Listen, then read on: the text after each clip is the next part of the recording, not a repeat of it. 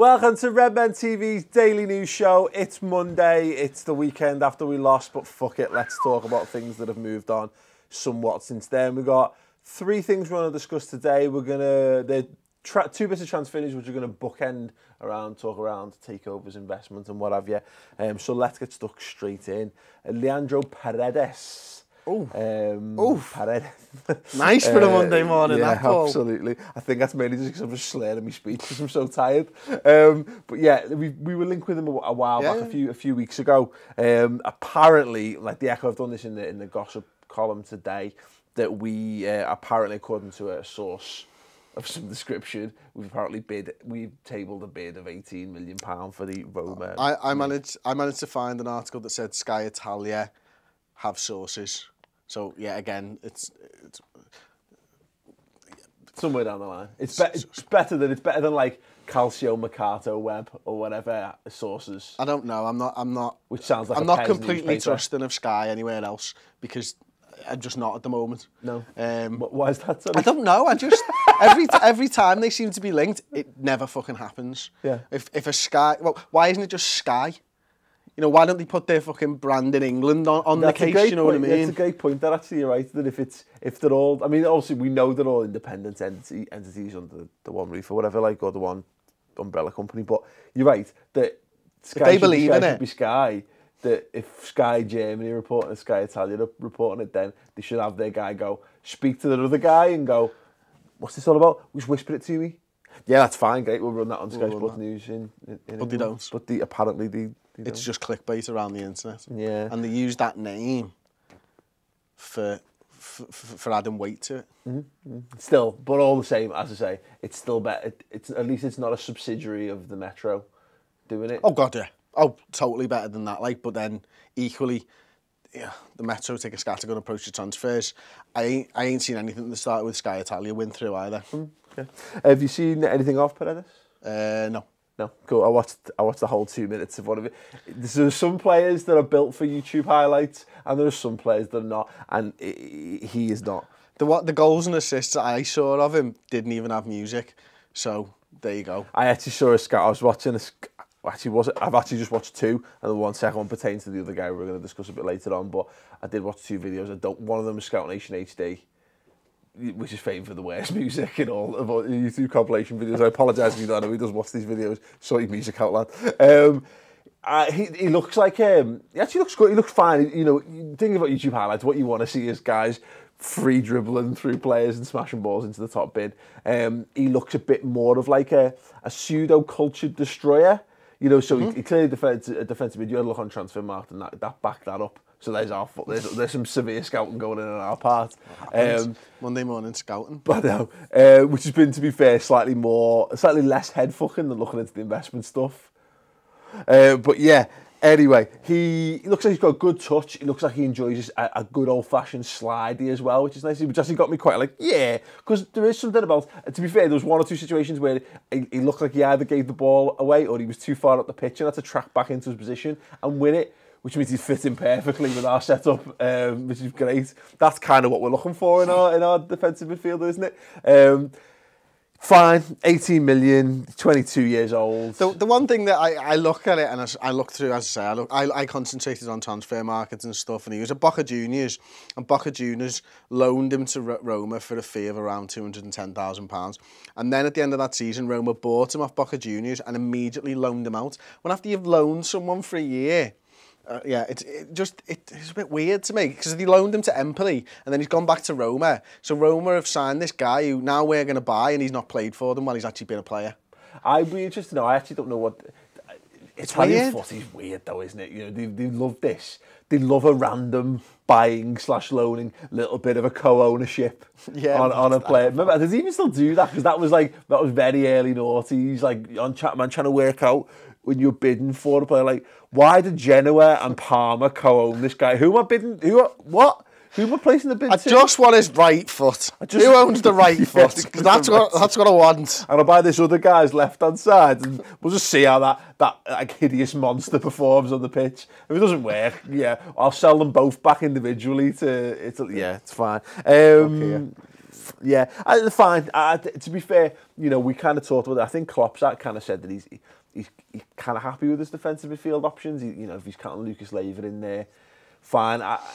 It'd be interesting to see whether we would be in the market for another DM. I don't think we did the squad depth show, Aubrey and I, prior to the weekend, and I don't think Henderson hasn't impressed in that position so far this season, which does make you think, oh, maybe we need someone else. But then once Emre Can's back in, and if you need someone to actually just do a proper defensive midfield job, and if we're keeping Lucas, I'm not sure that it's an £18 million worth of priority. I guess time will tell on that. Let us know, actually, if you know anything about it. Here's something I'd not considered until about 3.5 seconds ago. But I wonder if Klopp actually sees Can's future as that defensive midfielder role. Because we've talked since he arrived that he's got the attributes to be a true box-to-box midfielder, which is what you kind of expect. In when Alden and Lallana have been playing, that's interesting. It's a weird one because let's use a hypothetical situation, and in this situation, we own N'Golo Kante. I play Emre Can as one of the guys above. But again, I think the Henderson one's going to be interesting, that because I'm convinced those positions are Hendo's best positions as well. And once Emre Can's back fit, we'll know. Does Hendo get rotated out? Is he playing on the bench, or does he get the chance to play in those positions? So yeah, there's some options. I think it exists in a possibility. But again, by the same token, it depends also how well Emre Can does in that position, because he could be a genre-defining midfielder to some extent in that, you know, because everyone talked about the Makelele role and all that stuff, and that kind of died out, and Kante's kind of come back to that, but more. I think he's got much more to his game than Makelele ever had. Maybe. But Emre Can could then be another one of these, you know, he's of that age where he could go on and have a 10, 15-year career from now, and at the end of that spell, because he's got that much ability, people could be going back and going, he was an archetype for that type of midfielder in that period of time in football. You know, does the lot from defensive midfielder. So it'd be interesting to see. I got no problem. Again, we'll be buying him. He seems like a decent player. Seems like a decent price. Still young enough to improve as a player. Yeah, do for me. One more bit of transfer news to come, which we'll discuss at the end of the show. But we'll get into the the takeover stroke investment stuff. / headfuck. Just / far too heavy reading for a Monday morning. So over the weekend it broke, Chris, that Liverpool were apparently in talks or whatever. A bid had been lodged by a Chinese investment company, Everbright. Everbright, yeah. China Everbright. They were looking to buy a stake in Liverpool Football Club. Tell me what else you know. Well, okay. So they're looking to buy a stake. Liverpool have come out and said in the past, and Werner said, and Mike Gordon have talked previously about Liverpool Football Club not being for sale, and they won't take a minority stakeholder unless there is strategic planning involved. Now, what that could mean is that, for example, you sell 10%. Now, that 10% could be worth 70 to 80 million pounds to Liverpool Football Club. Straight away, you look at it, well, that's only Liverpool valued at 700 to 800 million. The difference is when you're selling a minority stake in a business, the price is cheaper because you don't get any controlling interest on the board and you can be outvoted and all that type of stuff. So although Liverpool would still be valued around about 1 billion, the minority shares that you sell would be around 30% cheaper, something like that. Now, what they're saying is this strategic planning is they won't sell that on its own. You're not going to be able to just buy 10% of Liverpool. Cool. But what they might give you, for example, and this is just completely up in the air, this is an example, nothing more, is they'll give you a 10% stake if you agree to purchase the name rights for the main stand. That's strategic planning. Yeah, and that's to get more money into the club as well. Yeah, it's kind of like, say Redmen TV decided to open up to investment. You could open up and just get someone could just give you a chunk of money, but really what you're looking for is you get someone who's maybe owns broadcasting rights in the Far East. This wouldn't work for Liverpool, but work for Redmen, and you would sell a stake to someone who not just gives you a chunk of money, but uses their expertise in a field to actually grow the business off the back of it as well. It could be something along those lines. It's interesting, isn't it? Because, you know, it's particularly in a week where Tom Werner came out pretty much midweek and said, we're not for sale, we're not actively seeking investment. Although as you said, there's been stuff said in the past, and the general feeling is that if a a worthwhile bid is put in for a minority stake, Liverpool will at least. Yeah, I think will consider if nothing else, what it could afford us to do is continue the redevelopment of Anfield. Yeah. You know, if you get a chunk of change like 70, 80 million pounds, and I'll keep using that as the example because why not? That could then pay for the Anfield Road end to be done without having to put any sort of barriers on the club and the wage structure and transfer funds and stuff. So it would seem like a smart investment because what you're doing is you're increasing the rest of the shareholders' value in their shares because you've now got a better stadium and you'll hopefully have a better squad. So by selling that minority stake, it probably doesn't really affect the rest of the shareholders too much, except that each share will be worth more. Yeah. It's just one again. It'd be, you know, there's loads of those things. It'd be great if you could go and get a company like a building company almost. You know what I mean? It'd be like if you could get Carol into, if as an example, we've built the main stand. If you got someone with a track record of that, it might aid in the development of the building of Anfield because you could get things at cost or whatever. But it's the thing that's so strange is the way it's been reported, and this is why it's been such a head fuck. Is because you've got papers saying or headlines saying, and this is the headline thing's been doing my head in. Or it's getting worse. Is if you just read the headlines on stuff, you'd think that it was all about to go ahead. Liverpool have taken on this company to help them assess the bid, but which apparently, according to the Echoes, it's just bollocks. They've got a long-standing relationship with this company who helped them out with a whole host of different things. And again, you know, Liverpool have said there's been no bid. Now, I think it might have been the Guardian, it might have been This Is Anfield. I've read a lot on this. Is that it's the phrasing of the Liverpool's reply to it. Like Ian said, there's basically it's what's not being said is being looked into. And if you're looking to look into something, inevitably, if someone's saying, no, that's not true, and you want to find someone in for it, you'll probably take the words that are not being said to make it. So, look, I'll give you an example. Last week, before all this started, Werner, you've just said yourself, come out and said we're not actively seeking investment. You would look at that statement and go, why has he said that now? Yeah. That means that they want it. And why is he saying actively seeking? Well, it basically, because ultimately what it says, reading between the lines, which is what a lot of this has come from, is he's saying, look, we've not got guys out on the streets looking for investment because we're fine. We're happy with how it is now it's being run. We're not looking to sell in any way, shape or form. However, you know, if someone was to come in with a ridiculous offer, we'd look at it. We'd listen to it. And I think, which is sensible. I think that's probably true of. Well, I gave the example upstairs, didn't I? I'm not looking to sell my car, but if someone comes in with a good offer for my car, I'm going to fucking listen to it, you know what I mean? You know, it's one of those things, isn't it? You say, like, it's a bit of a film cliche. Someone rocks up at your door with £1 million in cash and says, I want to buy your house.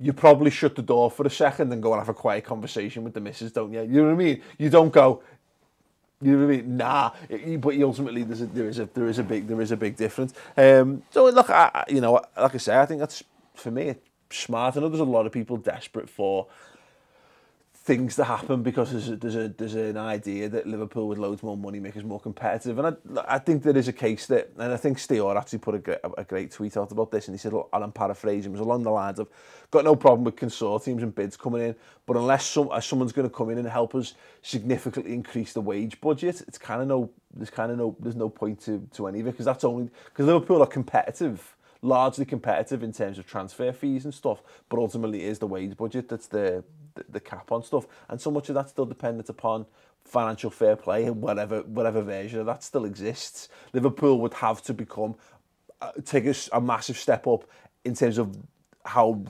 generally rich they were in order to be able to spend more money anyway. So I don't know. I'm not asked. It's got all of something that probably should come out in about a week's week's time. Where do you stand on FSG? It's been 6 years now, hasn't it? You know.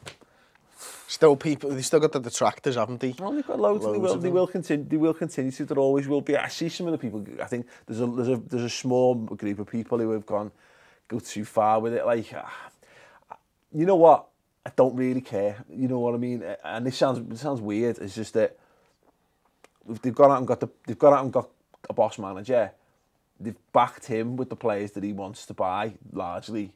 I think the ones that have got away, as Klopp said himself, if they've chosen to play for someone else, and almost like I don't want them to play for Liverpool anyway, which is fine.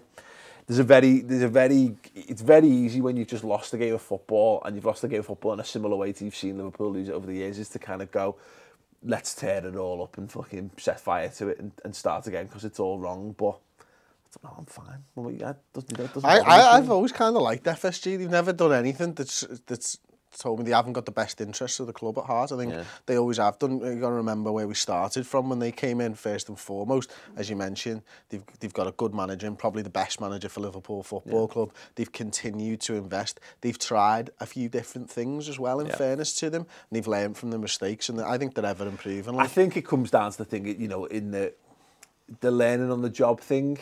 If we could get a set of owners in who were fully football people and they knew it inside and out, and they had the long-term interest to Liverpool at heart, and they wanted to continue to develop the stadium and Anfield and improve the playing squad and keep the best managers, blah, blah, blah, then yeah, that. Because, as we've seen, Brendan Rodgers was a bit of an experiment in that mould. I don't want people learning on the job at Liverpool anymore. Hopefully, they've just reached the point now where they've got a better grip on and all that. But yeah, I'm bored of thinking about it. As long as Liverpool can go out and play football every week and we're not in a financial mire, it sounds a bit blasé, but I'm very tired and it's a Monday morning and it's, again, far too heavy. Last bit of transfer news. Luan, Gremio, linked in literally a line of the Echo website yesterday. 23 years old, just won the gold medal for Brazil at the Olympics. 17 goals last season, Chris. Good little return. Good little return. Look, I don't know fuck all about the kid, like, but you know what I mean. But it shows that it's nice to be linked with someone who's playing in Brazil for a change. Yeah. I think you know it's always exciting, isn't it, when you're linked with a goal scorer who comes from Brazil and is Brazilian and has actually just won something, a major not trophy as such, but a major medal, whatever, like, you know what I mean, gold medal. So that's just exciting. Yeah. Whether anything comes of it, I doubt. Yeah, heavily. Apparently us and United are after him. There's talk of £39 million being his fee. Can't see that in a million years. He looked good, like, you know, he's had a good Olympics by all accounts, having a good time in Brazil at 23. You know how Brazilians work. If you're not the best thing in the world by like 16, 17, if you're not being touted as amazing for Brazil, I don't know, maybe there are exceptions to this rule. Romario. Yeah. But he was probably amazing at 18. I don't think he was like touted, you know what I mean, as one of the best players of his generation at all. Whereas 94, he kind of hit that, like. Yeah, maybe. But then again, this is also the guy who claimed to have scored 1,000 career goals, and that was stemming all the way back to when he was like. He also played 15. Until he was about 45. So let's not go into that. Exactly. So yeah, but yeah, at 23, whatever, man. Yeah, great. I'll have a bit of that. Anyone know anything about Luan? Anyone been following Brazil religiously at the Olympics? Let us know your thoughts on him in the comments below. Yeah, get in touch, Kaka. Final word show to come later on today, which I said in the post-match content, it's going to be supporting a football club is quite a difficult thing to do. It takes a lot of guts, it takes a lot of determination. Sometimes it's harder to find a positive than it is to just sink into the negativity mire. That's what the Redmen TV is here for. If you need help getting through the season, subscribe to redmentv.com. Get your 3-month trial and get those huge digital cuddles of us 3 times a week. Cheers.